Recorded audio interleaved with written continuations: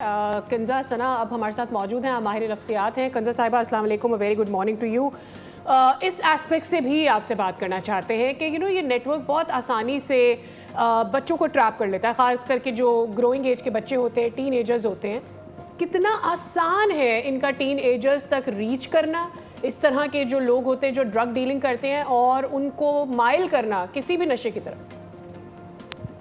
देखिए जो टीनेजर्स होते हैं ना, एडोलेसेंट जो माइंड होता है बेसिकली वो उस टाइम पे अभी भी डेवलप कर रहा होता है, और अगर वो डेवलप कर रहा है तो इसका मतलब ये है कि वो इम्पल्स डिसीजंस बहुत जल्दी लेते हैं। ठीक है, डीलर्स के लिए ये चीज़ गोल्ड होती है। वो पीयर के तौर पे, यानी वो आराम से जो उनका ग्रुप है, ग्रुप ऑफ फ्रेंड्स है, उसके थ्रू वो ट्रस्ट डेवलप करते हैं कि उनके ग्रुप में या उनके सर्कल में जो बहुत ट्रस्टवर्दी अगर कोई बच्चा ऐसा है जिस पर सारे बच्चे ट्रस्ट कर रहे हैं, तो वो पहले उसको टारगेट करते हैं, उसको इस चीज़ पर लेकर आते हैं, एंड देन वो आहिस्ता आहिस्ता उसका फियर ख़त्म करते हैं बच्चों का उस चीज़ के अराउंड, एंड देन वो उस चीज़ पर उनको रिलायबल करते हैं, एडिक्ट करते हैं, जिसको हम कहते हैं ओपरेंट प्रोसेसिंग कंडीशनिंग। दूसरी चीज़ यहाँ पर ये होती है कि कोई भी बच्चा, जैसे आजकल के बच्चे हैं, हमारे पास ऑनलाइन एक्सेस है हर चीज़ की, तो अब चीज़ों का बच्चों तक पहुँचना बहुत आसान है। यानी वो एक मैसेज करेंगे, उनको डिलीवर हो जाएगा, सब कुछ हो जाएगा।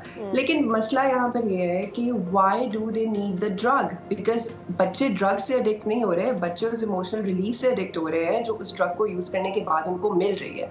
This is the bigger problem. अगर बच्चों के घर में कोई इशू है और उनको उस ड्रग से, यानी उन्होंने एक बार वो ड्रग की, किसी ने उनको कह दिया कि ये ट्राई करो, तुम काम डाउन हो जाओगे, तुम रिलैक्स हो जाओगे, और वो होते हैं obviously because this is what it does biologically, तो उनको वो फिर रिलीफ बार बार चाहिए, एंड आहिस्ता आहिस्ता आपका ब्रेन उस ड्रग की टॉलरेंस जो है वो उसकी बढ़ती जाती है, तो आपकी क्वांटिटी भी यूज़ की फिर बढ़ती जाती है, एंड दैट इज़ हाउ ये डीलर्स का जो काम है इस तरह से प्रॉपरली चलता रहता है। Okay Kanza, let me put it straight now.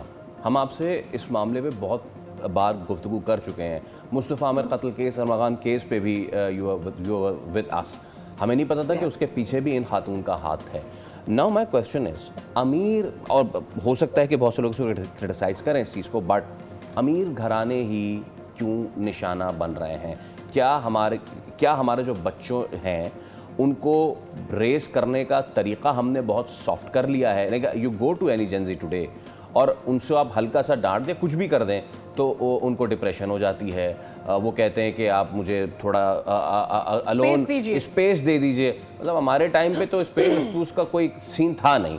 सो क्या समझती हैं आप? Is it the money, is it the affluent factor के जो ज़्यादा ये इस तरफ आते हैं, या फिर परवरिश में इस तरह की कोई चीज़ रह जा रही है कि जहाँ पे हम उनको इस तरह का, आई एम सॉरी, नरमो नाजुक पाल रहे हैं कि हल्की सी डांट डपट पे वो अपने लिए ये राह इख्तियार कर लेते हैं?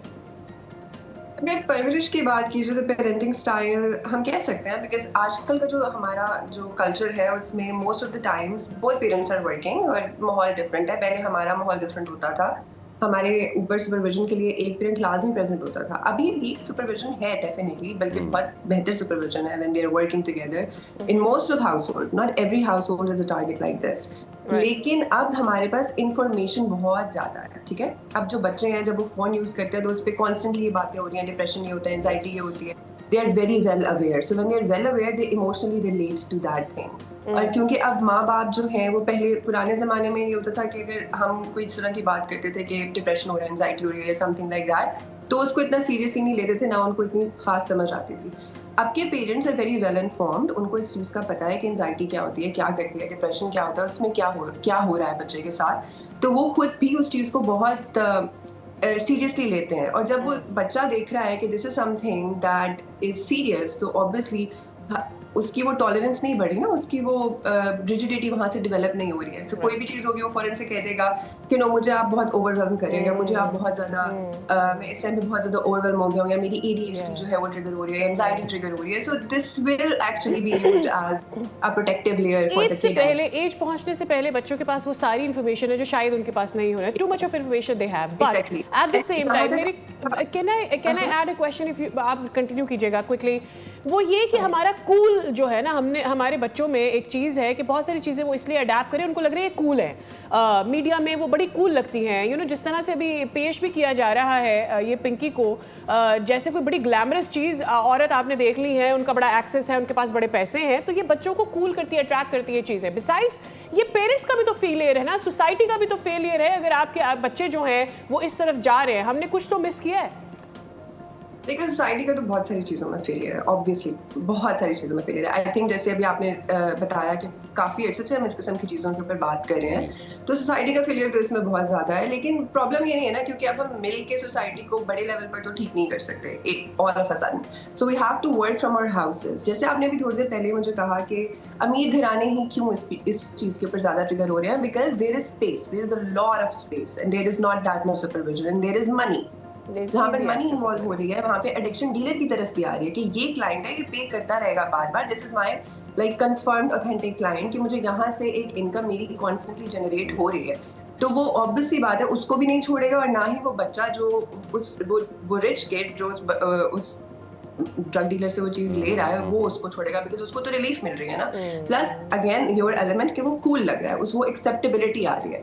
बच्चे या कोई भी यंग अडल्ट ड्रग्स की तरफ तब जाएगा जब वो अकेला फील कर रहा है, जब वो ये चाहता है कि वो उस ग्रुप में इंक्लूडेड फील करे इंस्टेड ऑफ बीइंग एक्सक्लूडेड। जिस ग्रुप के साथ वो रह रहा है कि उसको वो अलग थलग ना फील कराए, उसको ये ना लगे कि मैं तो यहाँ पर फिट इन ही नहीं करता।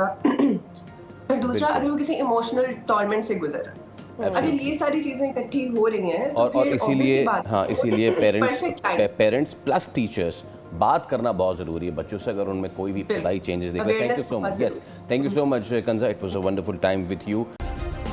सब्सक्राइब करें और बेल दबाएं ताकि कोई खबर रह न जाए।